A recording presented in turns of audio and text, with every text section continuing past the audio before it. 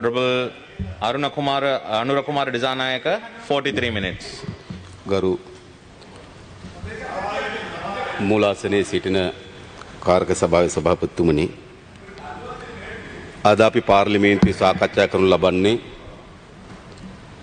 මෑත ඉතිහාසයේ ලංකාවේ සිදු වූ විශාලතම ඛේදවාචකය පිළිබඳව.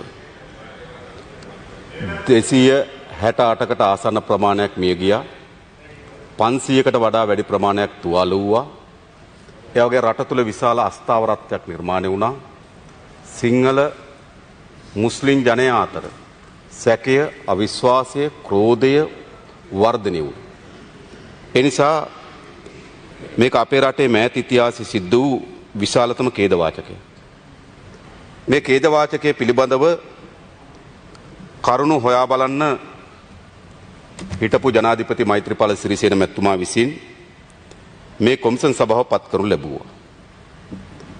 දැන් මේ ඉදිරිපත් කොට තිබෙන වාර්තාව පිළිබඳව මා හිතන්නේ මෙම කොමිෂන් සභාව පිහිටවන ලද හිටපු ජනාධිපතිවරයාත් ඔහුගේ පක්ෂයත් එම වාර්තාව මුළුමනින්ම ප්‍රතික්ෂේප කරන බව ප්‍රකාශ කොට තිබෙනවා. ඒ වගේම මෙම වාර්තාව ඇතුලේ විවිධාකාරයෙන් වග උත්තරකරුවන් බවට භාජනය වී තිබෙන කණ්ඩායම් විවිධ මාධ්‍ය සාකච්ඡා පවත්වමින් මෙම කොමිෂන් සභා වාර්තාව ප්‍රතික්ෂේප කරමින් තිබෙනවා. ඒ නිසා බැලු බැල්මට මෙම කොමිෂන් සභා වාර්තාව අද වන විට ඕපපාතික වාර්තාව බවට පත් වී තිබෙනවා. නමුත් අපි දේශපාලන පක්ෂයක් හැටියට මෙම වාර්තාව පිළිබඳ අපේ ස්ථාවරය වන්නේ මෙය යම් සත්‍ය කරුණු වලින් ගහන වී තිබෙනවා. ඒ වගේම යම් සත්‍ය කරුණු මත වැරදි නිගමනයන්ට එළඹී තිබෙනවා. ඒ වගේම යම් විකෘති වූ කරුණු මේ තුල අඩංගු වී තිබෙනවා. ඒ වගේම විශේෂයෙන් ගත්තොත් මෙම වාර්තාව තුල අඩංගු විය යුතු සහ කොමිෂන් සභාව විසින් පරීක්ෂාවට භාජනය කොට ජනතාවට එළිදරව් කළ යුතු බොහෝ කරුණු සැඟවී තිබෙනවා, අතුරුදහන් වී තිබෙනවා. ඒ නිසා සත්‍ය කරුණු තිබෙන සමහර සත්‍ය කරුණු මත වැරදි නිගමනවලට ආපු, ඒ වගේම අත්‍යවශ්‍ය බොහෝ දේ සිතාමතා හෝ අත්වැරදීමකින් හෝ මගහන ලද වාර්තාවක්. මෙම විවාදයේදී මා හෝ මේ කිසිවෙක් විනිසුරුවන් නොවේ. අපට මේ පිළිබඳ විනිශ්චයක් ලබා දීමේ හැකියාවක් අයිතියක් නැහැ. හැබැයි මේ සිදුවීම් පිළිබඳව සාධාරණ විනිශ්චයක් බලාපොරොත්තු වෙන ජනතාවට, සාධාරණ විනිශ්චයක් බලාපොරොත්තු වෙන ආයතනයන්ට, සාධාරණ විනිශ්චයක් බලාපොරොත්තු වෙන විශේෂයෙන්ම කතෝලික ප්‍රජාව නියෝජනය කරන කාදිනලුතුමන්ට අපි මේ ඉදිරිපත් කරන අදහස් සාධාරණ විනිශ්චයක් සඳහා පාදක කරගත හැකි වේවි. ඒ පිළිබඳ අවධානය යොමු කිරීම සාධාරණ විනිශ්චයක් සඳහා වූ මන්පෙත් එලි කරાવી කියලා මම විශ්වාස කරනවා. අපි දන්නවා ඕනෑම සිදුවීමක් පරීක්ෂාවට භාජනය කරනු ලබන විද්‍යාත්මක පිළිගත් ක්‍රමවේදයක් අප පිළිගනු ලබනවා.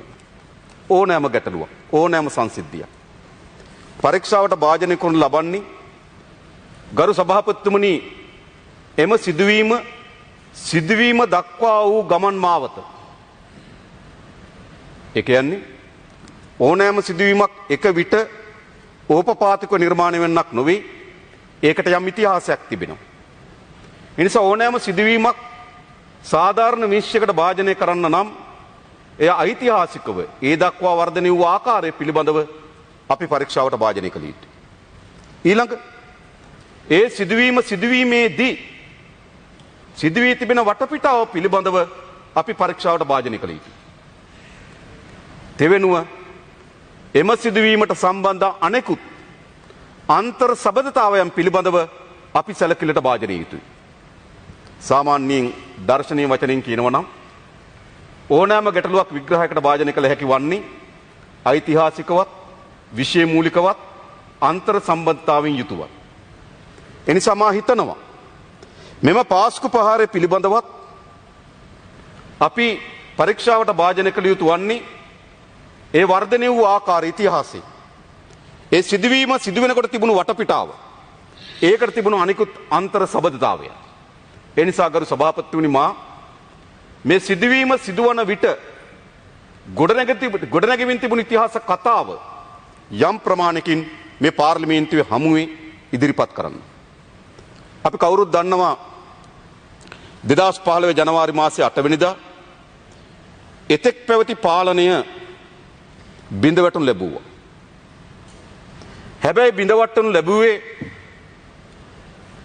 ගොඩනගෙන පාලනය මතවාදී මෙලෙස ඒකාග්‍රතාවයකින් හෝ සංවිධානය මෙලෙස ඒකාග්‍රතාවයකින් බිහි පාලනයක් ලෙස නොවේ. සැබවින්ම ජනවාරි මාසයේ 8 වෙනිදා ඒ පැවති පාලනය බිඳවැටීම සඳහා ප්‍රධාන සාධක බවට පත් වුණේ ගොඩනැගෙන පාලනයේ මතවාදී තත්වයේ හෝ ඒ සංවිධාන ඒකාග්‍රතාවයේ නොවේ තිබුණු පාලනය පිළිබඳ තිබෙන විරෝධය. එනිසා ජනවාරි මාසයේ 8 වෙනිදා අපේ රටේ 2015 අවුරුද්දේ ගොඩනැගෙන ආණ්ඩුව කෙරෙහි බලාපොරොත්තු වලට වඩා තිබුණු ආණ්ඩුව පළවා හැරීමේ උවමනාව ඒ ජනතාව තුළ ගැබ්වී තිබුණා. ඒ නිසා මේ ආරම්භයේ සිටම මතවාදී ඒකාග්‍රතාවයක් නැති මධ්‍යගත සංවිධාන ව්‍යුහයක් නැති ඕපපාතිකව ඔහේ ඇසිරෙන වගකීම් විරහිතව ඔහේ කටයුතු කරන ආණ්ඩුවක් බවට පරිවර්තනය වී තිබුණා. ඒ නිසා එම ආණ්ඩුවේ උපතේම තිබෙන දුබලතාවය උපතේම තිබෙන එම ස්වභාවය මෙම පාස්කු ප්‍රහාරයට මන්පෙත් විවෘත කොට තිබෙනවා ගරු සභාපතිතුමනි. ඒක මා කියන්න ඕනේ නෑ.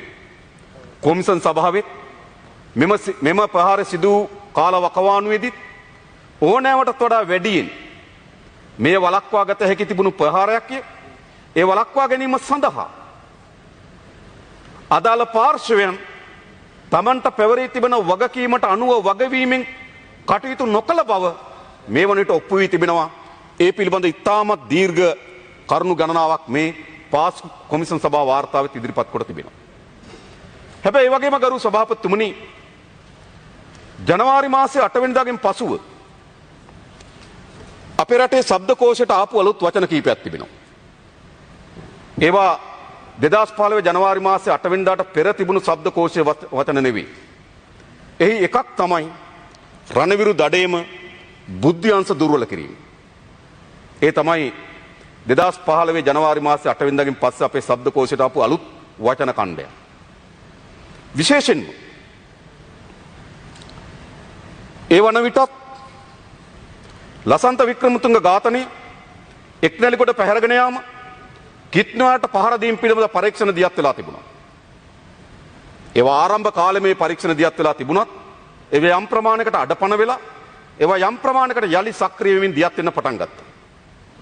හැබැයි අද අපි හරියට අපරාධ පරීක්ෂණ දෙපාර්තමේන්තුවෙන් එම පරීක්ෂණ ගොනු නතර වී තිබුණේ කොතනද කියලා බැලුවොත් කොතනද නතර වී තිබෙන ගරු කතානායකතුමනි සභාපතිතුමනි ලසන්ත වික්‍රමතුංගගේ ඝාතනය පිළිබඳ පරීක්ෂණය කෙලවර වී තිබෙන්නේ එතනින් ඔබට යම් හමුදා ඛණ්ඩයක් වෙස ඇඟිල්ල දික් වෙනවා.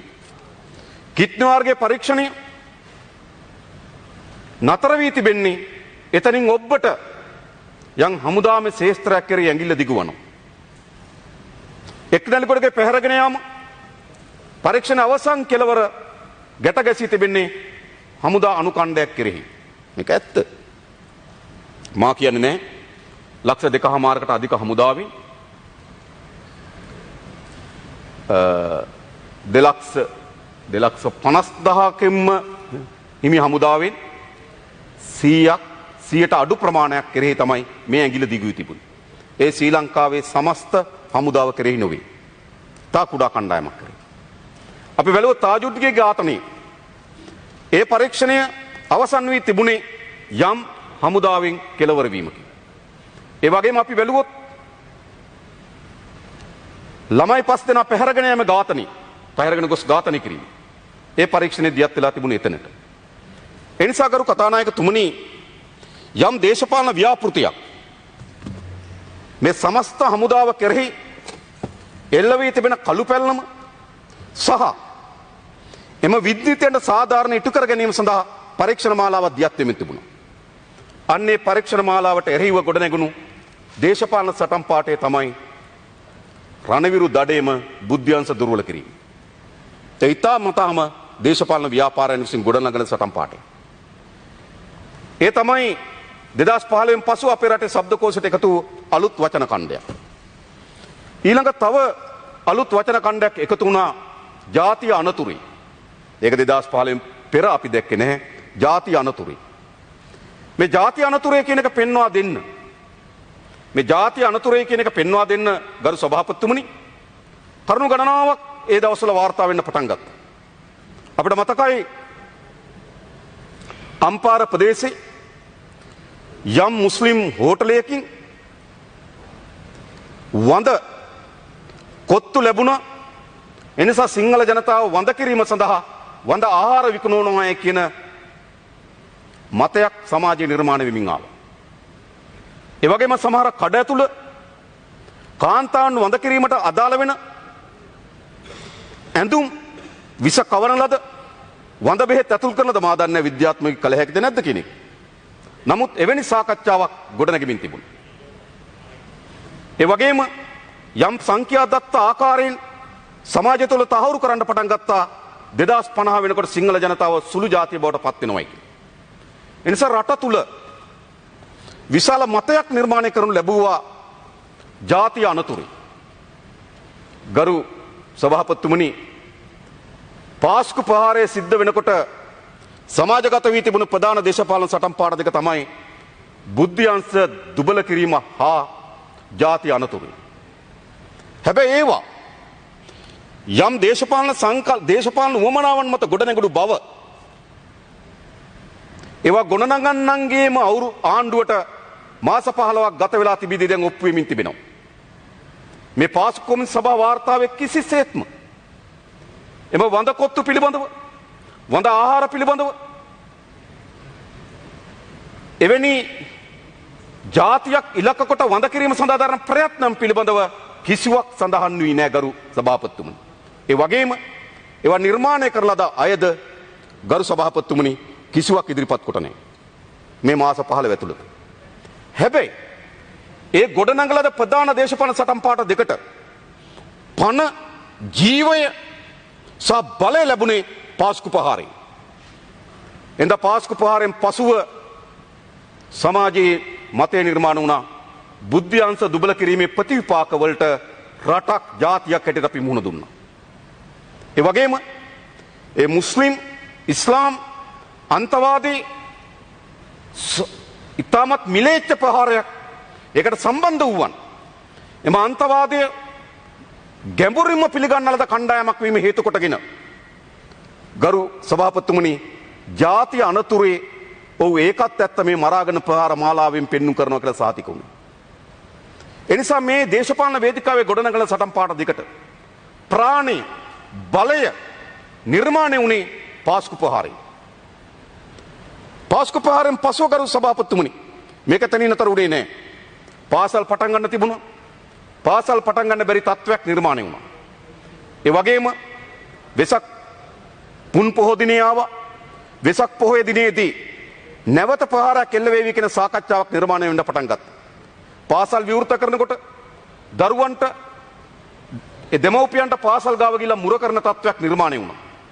මුළු සමාජෙම අස්ථාවර අනාරක්ෂිත තත්ත්වයක් නිර්මාණය වෙන්න පටන් ගත්තා. නැවත වඳ දොස්තරලගේ ප්‍රවෘත්ති නිර්මාණය වෙන්න පටන් ගත්තා.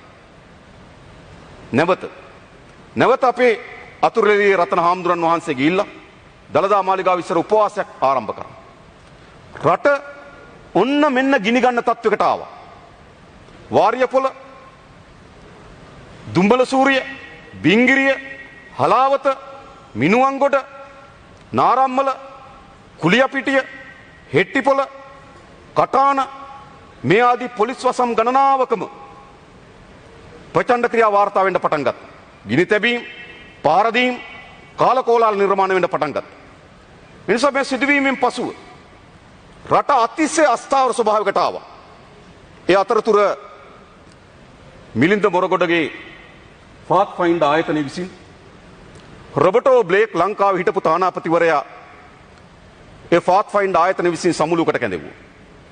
ඒ සම්මන්ත්‍රණයේදී රොබර්ටෝ බ්ලේක් හිටපු තානාපතිවරයා කියනවා අපේ රටේ ආරක්ෂාව පිළිබඳ ඉතාමත් හොඳ මූලෝපායන් තිබුණේ ආරක්ෂක ලේකම් ගෝඨාභය රාජපක්ෂටය ඔහු සිටියා නම් මෙවැනි ප්‍රහාරයක් සිදු නොවන්නේය කියන සහතිකයක් ඇමරිකන් එක්සත් ජනපදයේ රොබර්ටෝ බ්ලේක් විසින් ලබා දෙනු ලබනවා. ඉන්පසුව ගරු සභාපතිතුමනි මේ මුළු සමාජයේම දෙපළ වීමකට භාජනය වෙනවා. දෙපළ වීම. එක පැත්තකින් ජාති අනතුරේ මුස්ලිම් අන්තවාදයට එරෙහිව ජනතාවගේ ගෝසාව ජනතාවගේ හඬ ප්‍රකාශයට වෙන්න පටන් ගත්තා. අනතුරුව ගරු සභාපතිතුමනි මේ සමාජය මුළුමනින්ම දෙපළ වෙන්න පටන් ගත්තා.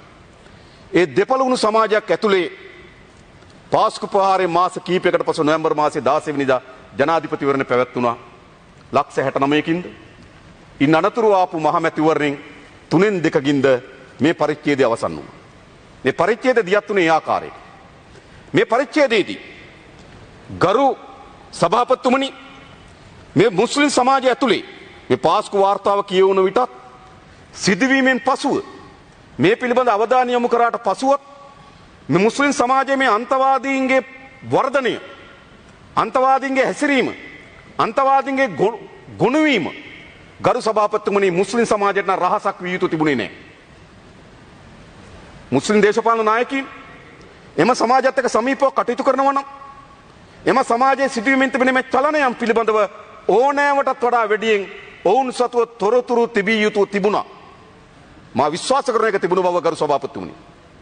කාන්තන්කුඩි ප්‍රදේශයේ මඩකලපුව ප්‍රදේශයේ ඒ වගේම සමහර ස්ථානවල සිදුවෙච්ච සිදුවීම් වලින් මුස්ලිම් සමාජයේ යම් පිරිසක් මෙවැනි අන්තවාදී කණ්ඩායමක් හැසිරීමෙන් ගොඩනැගෙමින් තිබෙන බව තේරුම් අරගෙන තිබුණා.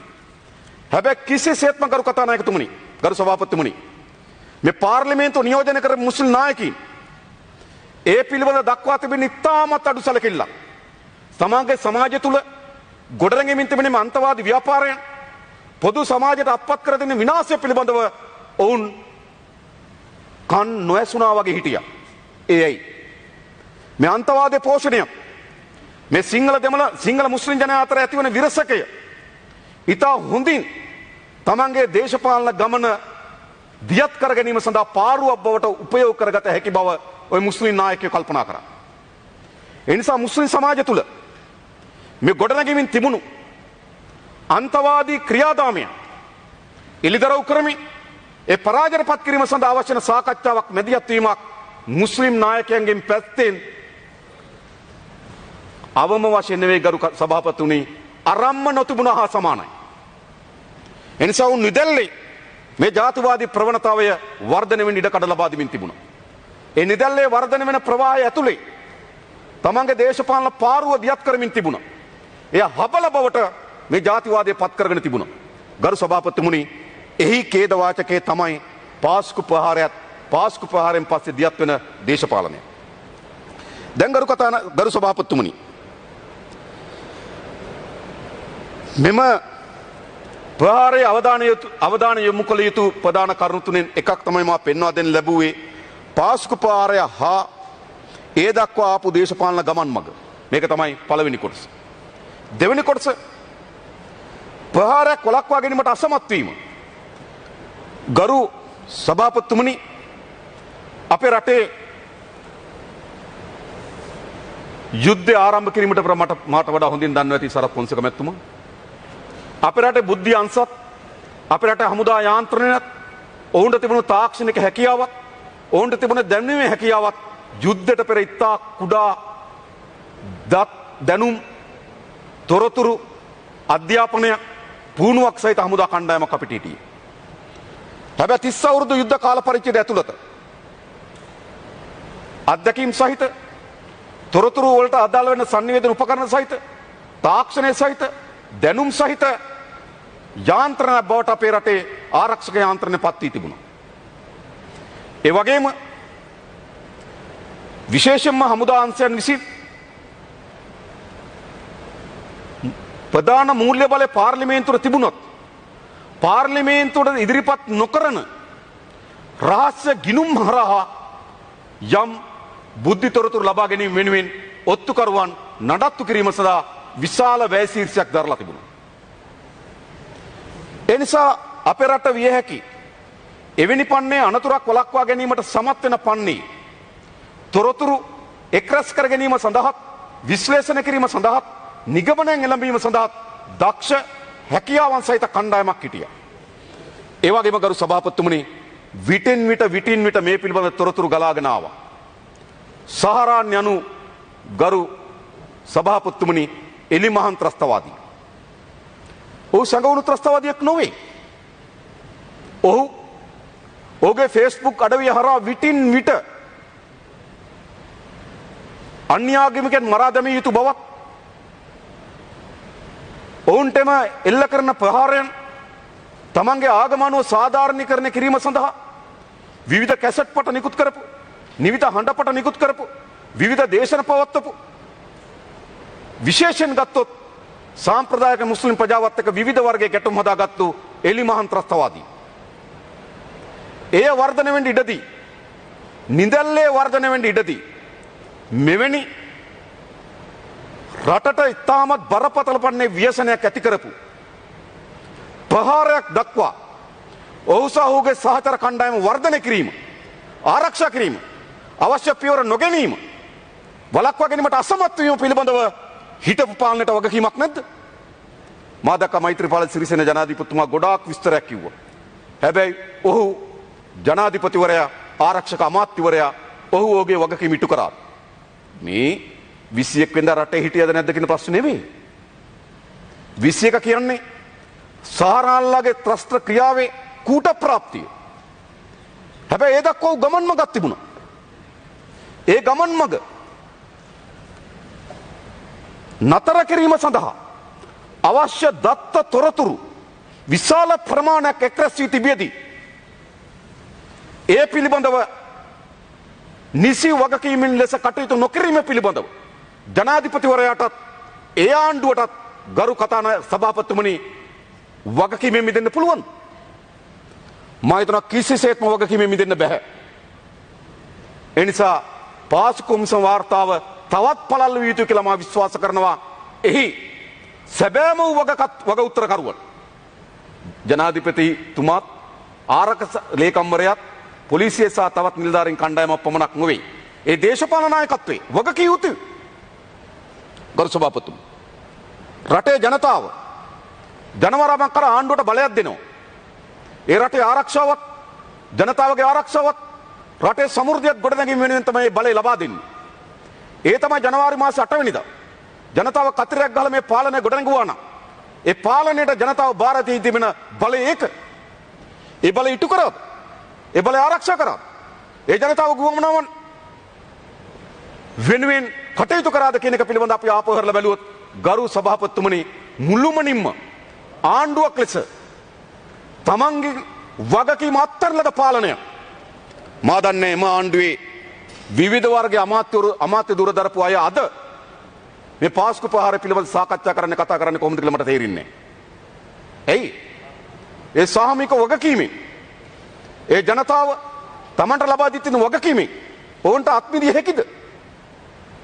200 ගණනක් 268කට ආසන්න ප්‍රමාණයක් මිය යනකොට 500කට ආසන්න ප්‍රමාණයක් තුවාල වෙනකොට රට විශාල බියජනක තත්ත්වයකට පත් වෙනකොට රටේ සියලු තත්ත්වයන් අඩපණ වෙනකොට අධ්‍යාපන කඩා වැටෙනකොට වෙසක් පුම් පොහොය මුළුමනින්ම අකර්මණ්‍ය වෙනකොට ජනතාව අතර ගැටුම් ඇති වෙනකොට තව තවත් වර්ධනය වෙනකොට රට තුළ මහා භීතියක් ජන කොට්ටාසන තමන්ගේ ආරක්ෂාව පිළිබඳ තැතිගැන්මක් ඇතිවීමේ පාලනය ගරු සභාපතිතුමනි ඔවුන්ට වචන ආරම්භ වලින් බුදුරජාණන් වහන්සේගේ දේශනාවලින් කිතුණු වහන්සේගේ කිස්සුස් වහන්සේගේ ජීවන චරිතයෙන් කරුණු ගෙන හැර දක්වමින් එයින් අත්මිදිය හැකිද? මම විශ්වාස කරන කිසිසේත්ම ගරු සභාපතිතුමනි මෙම ප්‍රහාරය වළක්වා ගැනීම සඳහා අසමත් වීම පිළිබඳ වගකීමෙන් අත්මිදින්න බෑ. එනිසා ඒ බරින් ඒ වගකීම එය බාරගත යුතු තිබෙනවා. හැබැයි ගරු සභාපතිතුමනි මා ඔබගේ අවධානය යොමු කරන ඊට අමතරව මේ නොවිසඳුණු තැන් තිබෙනවා. මෙහි ප්‍රධාන වශයෙන් පාර්ශ්වයන් දෙකක් තිබෙනවා. එක මෙම ප්‍රහාරය වළක්වා ගැනීමට අසමත් වීම. ඒ මා කලින් කිව්වා. දෙක මෙම ප්‍රහාරය සිදුවීම. මෙම ප්‍රහාරය අරමුණ මොකද්ද? මේ ප්‍රහාරය සැලසුම කුමක්ද? මේක බැලු බැලමට ගරු සභාපතිතුමනි ඉස්ලාම් ආගමික අන්තවාදී මිලේච්ඡ ත්‍රස්ත ප්‍රහාරයක්. ඒක තමයි මේකේ පෙනුම. හැබැයි මේකේ ක්‍රියාවලිය ගත්තොත්, මේකේ ප්‍රතිඵලය ගත්තොත්, මේකේ මාර්ගය ගත්තොත්, මේක පෙළගැස්ලා තියෙන ආකාරය ගත්තොත් ගරු සභාපතිතුමනි ඒ සියලු හැඩවුරුකම් වලින් දෙන්නේ මෙය දේශපාලන ප්‍රහාරයක්. මෙහි පෙනුම ඉස්ලාම් ආගමික අන්තවාදී මිලේච්ඡ ත්‍රස්ත ප්‍රහාරයක්. හැබැයි මේ අඩංගුව දේශපාලන ප්‍රහාරයක්. ඉන්පසු අපේ රටේ දේශපාලන චලනයන් විශාල ප්‍රමාණයක් සිදු වී තිබෙන ගරු සභාපතිතුමනි. ඒ නිසා මෙම ප්‍රහාරකයන් පිළිබඳ වගේම එහි යථාර්ථමුණු, එහි තිබුණු දේශපාලන පෙළගැස්ම, ඒට සහයෝග දුන්න අය, ඊට උඩින් ඉන්න අය පිළිබඳව ගරු සභාපතිතුමනි අවශ්‍ය අවධානය මේ කොමිසම සභාවේ යොමු වී නැහැ. ඇත්ත ගත්තොත් ප්‍රහාරය සිදු වුවහම ප්‍රහාරය වළක්වා ගැනීමට අසමත් වූවන් පිළිබඳ තිබුණු විවේචනය, අසමත් වූවන් පිළිබඳ තිබුණු සාකච්ඡාව සම්පීඩනය කොට අපිට වාර්තාවකින් ඉදිරිපත් කොට තිබෙනවා. ප්‍රහාරය වළක්වා ගැනීමට අසමත් වීම පිළිබඳ. හැබැයි ප්‍රශ්නේ තිබෙන්නේ මේ ප්‍රහාරකයන්ගේ අරමුණ කුමක්ද? මේ ප්‍රහාරකයන් මෙහෙවනු ලැබුවේ කවුද? කාදිනල් උන්වහන්සේගේ වචන වලින් කියනවා නම් මේ මහා මොළ කරුවා සහ කරුවන් කවරේද කියලා මේ පාර්ලිමේන්තුව දැනගත යුතු තිබෙනවා. කරු කතානායකතුමනි, සභාපතිතුමනි, මේ කොමිසම් සභා හමුවට ගියපු ප්‍රධානීන් ගණනාවක් මෙහෙම ප්‍රකාශ කරලා තිබෙනවා. මේ වාර්තාවේ 243 වෙනි පිටුව. මෙම ප්‍රහාරය පිටුපස බාහිර හස්තයක් හෝ කුමන්ත්‍රණයක් ඇති බවට පහත දැක්වන සාක්ෂිකරුවන් ඇඟවුම් හෝ පැහැදිලි සාක්ෂි ලබා දුන්හ.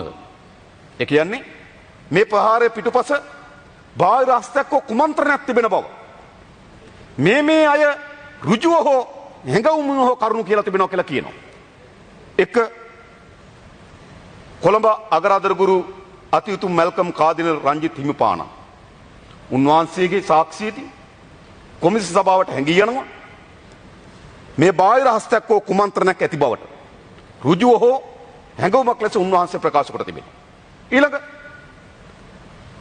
ජනාධිපති මෛත්‍රීපාල සිරිසේන මහත්මයා ඔහු මේ කුමන්ත්‍රණයක් හෝ යම් බාහිර හස්තයක් තිබෙන බව ප්‍රකාශ කොට තිබෙනවා. තව ওই මුස්ලිම් අපේ මේ හිටපු മന്ത്രിවරු කට්ට කියලා වැඩක් නෑ, පැත්තකින් තියන්න. ඊළඟ කවුද කියන්නේ? නිලන්ත ජයවර්ධන මහත්මයා. ඒ කියන්නේ කවුද? රාජ්‍ය බුද්ධි සේවයේ හිටපු අධ්‍යක්ෂකවරයා. කොමිසම් සභා වාර්තාව අනුව ඔහුත් ඇඟවුමක් හෝ ඍජුව කියලා තියෙනවා බාහිර හස්තයක් හෝ කුමන්ත්‍රණයක් ඇති බව. ඊළඟ ලතීෆ් මහතා ජ්‍යෙෂ්ඨ පොලිස් නියෝජ්‍ය පොලිස්පති විශේෂ කාර්ය බලකාය ඒ වෙලාවේ අනද නිලධාරී. එතුමත් කියන මේකේ කුමන්ත්‍රණයක් හෝ බාහිර හස්තයක් ඇති බව. ඊළඟ රවීන්ද්‍ර විජයගුණරත්න මහතා ඒ වෙලාවේ හිටපු ආරක්ෂක මණ්ඩල ප්‍රධානී ඔහුත් කියනවා මේක කුමන්ත්‍රණයක් හෝ බාහිර පාර්ශ්වයක් ඇති බව. ඊළඟ ජ්‍යෙෂ්ඨ නියෝජ්‍ය පොලිස්පති අපරාධ පරීක්ෂා දෙපාර්තමේන්තුවේ අධ්‍යක්ෂක රවි සෙනවිරත්න මහත්මයා ඔහුත් කියනවා මේක කුමන්ත්‍රණයක් හෝ බාහිර පාර්ශ්වක මැදිහත් වීමක් ඇති බව. ඊළඟ සානියා බේසකර මහතා රාජ්‍ය පොලිසිය අධ්‍යක්ෂක ඔහුත් කියනවා මේ කුමන්ත්‍රණයක් හෝ බාහිර හස්තයක් ඇති බව. ගරු සභාපතිතුමනි, රටේ ජනාධිපතිවරයා කියනවා, ඒ වගේම රාජ්‍ය බුද්ධි සේවයේ ප්‍රධානියා කියනවා, ඒ වගේම අපරාධ පරීක්ෂණ දෙපාර්තමේන්තුවේ ප්‍රධානියා කියනවා, අපරාධ පරීක්ෂණ දෙපාර්තමේන්තුවේ අධ්‍යක්ෂකවරයා කියනවා, ඒ වගේම ආරක්ෂක මණ්ඩලයේ ප්‍රධානියා කියනවා, ඒ වගේම ජ්‍යෙෂ්ඨ නියෝජ්‍ය පොලිස්පති විශේෂ කාර්ය බලකාය ලතීෆ් මහතා කියනවා. එතකොට අපේ රටේ රාජ්‍ය ආරක්ෂාව පිළිබඳව මූලික වගකීම් තියෙන කණ්ඩායම ජනාධිපතිවරයා, රාජ්‍ය බුද්ධි අංශයේ ප්‍රධානියත්, අපරාධ පරීක්ෂණ දෙපාර්තමේන්තුවේ ප්‍රධානියත්, විශේෂ කාර්ය බලකාය අනද නිලධාරියත්, ඒ වගේම මාණ්ඩලික ප්‍රධානියත් මේ ඔක්කොම කියනවා නම් මේක කුමන්ත්‍රණයක් සහ බාහිර හස්තයක් කියලා. ඒක සරල නෑ කරු සභාපතිතුමනි. මම මේ දේශපාලකයන් කියන එක පැත්තකින් තියන්නේ. හැබැයි මේ අය තමයි රාජ්‍ය පිළිබඳව ආරක්ෂාවේ ප්‍රධානම ස්ථානයෙන් හොබවන නායකත්වය දෙන මෙහෙවන කණ්ඩායම ඔවුන් කොමිසම මේ කියනවා නම් කුමන්ත්‍රණයක් සහ බාහිර රාෂ්ට්‍රයක මැදිහත් වීමක් තිබෙනවායි කියලා හැඟීමක් තියෙනවා කියලා. දැන් එනම් කෝ වාර්තාව හෝ ඉදිරි පරීක්ෂණ හෝ ගරු සභාපතිතුමනි අපිට දැනගත යුතු තිබෙනවා කෝ කුමන්ත්‍රණය පිළිබඳ තොරතුරු. ඒ තමයි වැදගත්. නැවත අපේ රට එවැනි අනාරක්ෂිත අවදානයකට හෙළීම වැළැක්විය හැකි වන්නේ ගරු සභාපතිතුමනි ප්‍රහාරය වළක්වා ගැනීමට අසමත් වීම ඉතා ඉක්මනින් නිවැරදි කරගත හැකි. එහි බර, එහි වගකීම, එහි විනාශය ඒක එසේ තිබීමින්ම හැබැයි ඒක ඉතා වේගෙන් निराකරණය කරගත හැකි ආරක්ෂාව පිළිබඳව. හැබැයි निराකරණය කරගන්න බැරි ප්‍රශ්නේ කුමක්ද? निराකරණය කරගන්න බැරි ප්‍රශ්නය තමයි කුමන්ත්‍රණය. බාහිර රාෂ්ට්‍රයක් එළදරව් නොකර ගන්නා තාක්කල් ඒ පිළිබඳ කරුණු පොදු සමාජයටත් පාර්ලිමේන්තුවටත් රාජ්‍ය බුද්ධි සේවාවන්ටත් අවශ්‍ය පරිදි එළිදරව් නොවන තාක්කල් අපේ රට අනාරක්ෂිතයි. එයි නැවත ඕනෑම මොහොතක එම කුමන්ත්‍රණකරුවන්ට යලි කුමන්ත්‍රණයක් දියත් කළ හැකි. ඒ නිසා මේ අනාරක්ෂිත අවදානමි ගොඩගත හැකි වන්නේ කොමිසම් සභා වාර්තාවේ රාජ්‍ය ආරක්ෂාව පිළිබඳ ප්‍රධානම වගකීම් කොමිසම ඉදිරිපත් කොට තිබෙන කුමන්ත්‍රණය කුමක්ද කියලා එළිදරව් කර ගැනීමෙන් පමණයි. මා හිතනවා පාසු කොමිසම එම කුමන්ත්‍රණය පිළිබඳ දක්වා තිබෙන්නේ ඉතාමත් අඩු අවදානමක්. ඒක දැනුවත්ව අත්හැරලා තිබෙනවා. ඒක දැනුවත්ව මගහැරලා තියෙනවා. මා එකින් එක කියන්නම් ගරු සභාපතිතුමනි මෙතන තියෙන සැක කටයුතු කරුණු. අපි දන්නවා දැන් මේ ඉතිහාසයේ කතන්දර හැටියට චිත්‍රපටි හැටියට දැන් ඇවිල්ලා තියෙනවා. නව කතා පොත් කතන්දර හැටියට මේවා දන්නවා. සහරාන්ගේ සමීපතමය විටකොහුට නායකත්ව දුන් විටකොහුවේ ඒට කැඳවගනු ලැබූ නෞෆ මෞලවි. නෞෆ මෞලවි ප්‍රහාරය සිදුවී ඉතා කෙටි කාලයක් ඇතුළත දඹුල්ලේදී අත්අඩංගුවට ගන්න. එතැන් සිට තමයි මේ කතාවේ අගමුල ඉතා හොඳින් විසඳාගත හැකිව තිබුණේ. හැබැයි නෞෆ මෞලවිය මෙම කොමිසම් සභාවට අනියුක්ත පොලිසිය විසින් කට උත්තරයක් ගනු ලැබුවා. හැබැයි නෞෆ මෞලවි ගරු සභාපතිතුමනි කොමිසම් සභාව ඉදිරියේ සාක්ෂි විමසීමට කැඳවුවේ ලැබුවේ නැහැ. මම දැනගන්න කැමතියි. මෙම ප්‍රහාරයේ ඔවුන් වාර්තා කරන පරිදි මාර්තු මාසයේ බෙදෙන තෙක් ඒකට කියන්නේ. හැබැයි මාර්තු මාසයේ බෙදෙන තෙක් මොනතරම් දේ සිදු වී තිබෙනවද? ආයුධ ක්‍රැස් කිරීම සිදු වී තිබෙනවා. පුහුණුවීම් සිදු වී තිබෙනවා. ප්‍රහාරයන් ගැන සැලසුම් සිදු වී තිබෙනවා. ප්‍රහාරක අවශ්‍යතාවය පැහැදිලි කොට තිබෙනවා. දැන් උදාහරණයකට ගත්තොත් නේද? ඔවුන්ගේ දේශන වලින් සහරාන් දේශනයක් ලබා දෙනකොට ISIS සංවිධානය පිළිබඳව ආගමික වශයෙන් මේ තහවුරු කිරීමේ දේශන ලබා දෙන්නේ නෞෆ මෞලවි. ඒ නිසා මේ දෙන්න එකට හිටපු මෙහෙයුමක් අවසානයේ බෙදුණා. හැබැයි මේ කොමිසම හමුවේ සාක්ෂි විමසීමට නෞෆ මෞලවි කැඳවුවේ නැත්තේ ඇයි? ප්‍රකට කියන්නේ. ඒ තමයි මේ මොහොතේ මේ ප්‍රහාරය පිළිබඳව වැඩිව තොරතුරු තිබෙන උඩින්ම ඉන්න කෙනා හැබැයි ඔහු කොමිසම හමුවට සාක්ෂි විමසීමට කැඳවන්නේ නැහැ. එය මා හිතන්නේ අපිට පැහැදිලි කරගත යුතු කරුණක්. කුමන්ත්‍රණයේ සමහර කොටස් එතනින් එළියට ගත හැකි කියලා මම විශ්වාස කරනවා. දෙවෙනි කරුණ කරු සභාපතිතුමනි. මේ සහරාන්ගේ පළමු ත්‍රස්ත ක්‍රියාව මේකද? නෑ. 2018 නොවැම්බර් මාසයේ 30 වෙනිදා වවුනිතුව වලදී පොලිස් නිලධාරීන් දෙදෙනෙක් ඝාතනය කොට T56 හා පිස්තෝල දෙකක් පැහැරගනු ලබනවා. ඒක තමයි ඔහුගේ ප්‍රහාර පැත්තෙන් බැලුවොත් පළමු ත්‍රස්ත ක්‍රියාව. මොකද්ද? වවනිතුව මුරපොලේ නොවැම්බර් මාසයේ 2018 අවුරුද්දේ ඒ කියන්නේ දින 52 ආණ්ඩුව තියෙන වෙලාවේ මතක තබා ගන්න. දින 52 ආණ්ඩුව තිබෙන වෙලාවේ නොවැම්බර් මාසයේ 30 වෙනිදා වවුනිතුව වලදී මුරපොලක රාජකාරීන් කරමින් හිටපු පොලිස් නිලධාරී දෙදෙනෙක් ඝාතනය කොට අවියාවුද පැහැර ගන්නවා. ඔව් කීයද? තව 10ක්. එහිදී අංජන් කියලා කෙනෙක් අත්අඩංගුවට ගන්න ඔබතුමා නෙවෙයි. හරිද? මම අහනවා. ඒ වෙලාවේ ඔහු LTT සංවිධානයේ පුනරුත්ථාපනයේ උණු කණ්ඩායම කෙනෙක්. ඒතර ඔහු අත්අඩංගුවට ගන්න.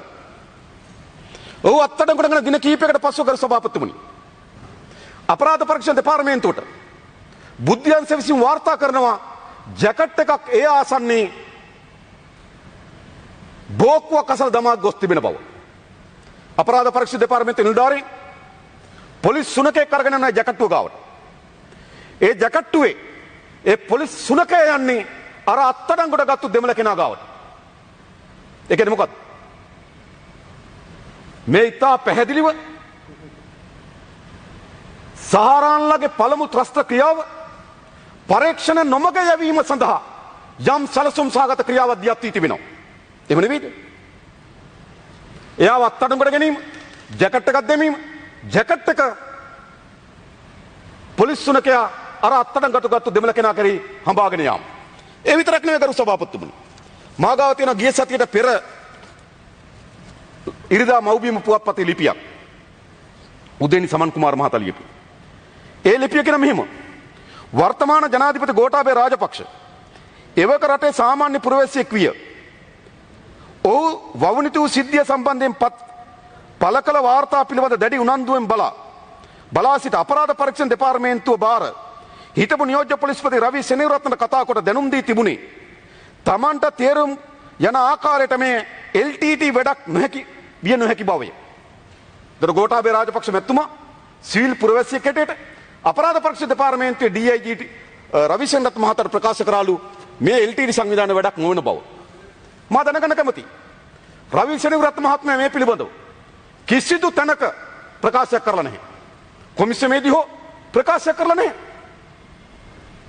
එහෙනම් සැබවින්ම ගෝඨාභය රාජපක්ෂ මහත්මයා කතා කරාද?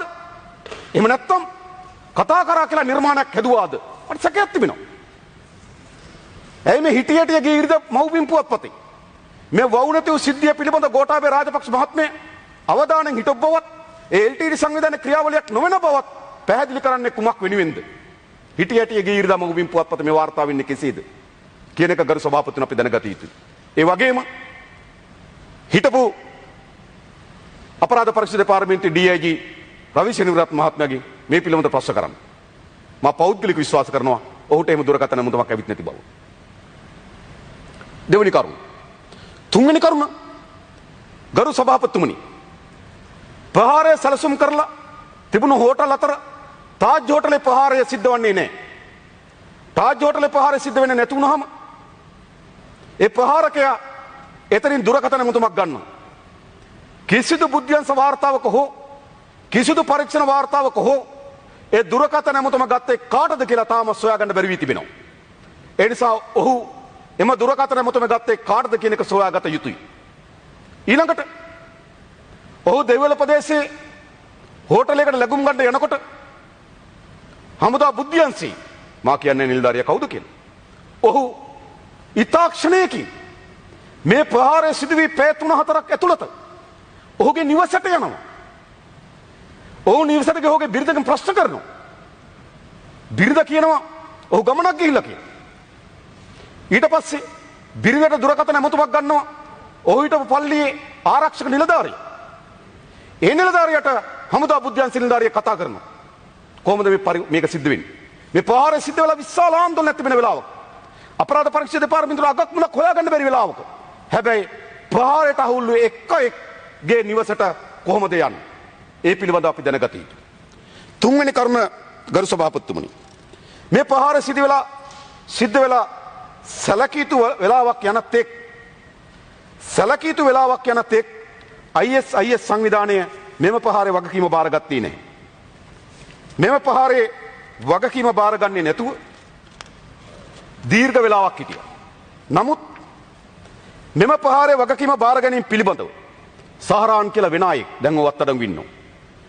සහරාන් කියලා වෙන අයෙක් ඉන්දුනීසියාවේ IS සංවිධානයේ ප්‍රකාශකයට කතා කරනවා.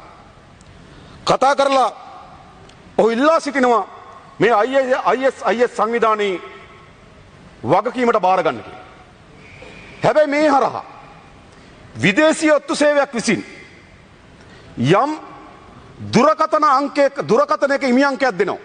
ID අංකයක් දෙනවා. ඒ ID අංකය අනුව මැලේසියාවට කතා කරන සහරාන් අර සහරාන් දෙක වෙන සහරාන් කෙනෙක්. ඒ සහරාන්ට දුරකථන මතුමක් ලබා දී. Honorable member, you have another 2 more minutes. ඇයි තාමත් ඕගොල්ලෝ බාරගත්තේ නැත්තේ කියලා අසා සිටිනවා. මොහු විලාප දෙමින් අරුන්ගෙන් අහනවා අර පැත්තෙන් කියලා බාර ගන්න කියලා. ඒගොල්ලෝ කියනවා අපිට බාර ගන්න බෑ ඔයගොල්ලෝ බයියත් කියලා නැහැ කියනවා. ප්‍රතිඥා දීලා නැහැ කියනවා. නැවස ප්‍රතිඥා දීම පිළිබඳව වීඩියෝවක් නිකුත් කරනවා. නිකුත් කරාට පසුව තමයි IS සංවිධානය මේ වකින් බාර ගන්න ලබන්නේ.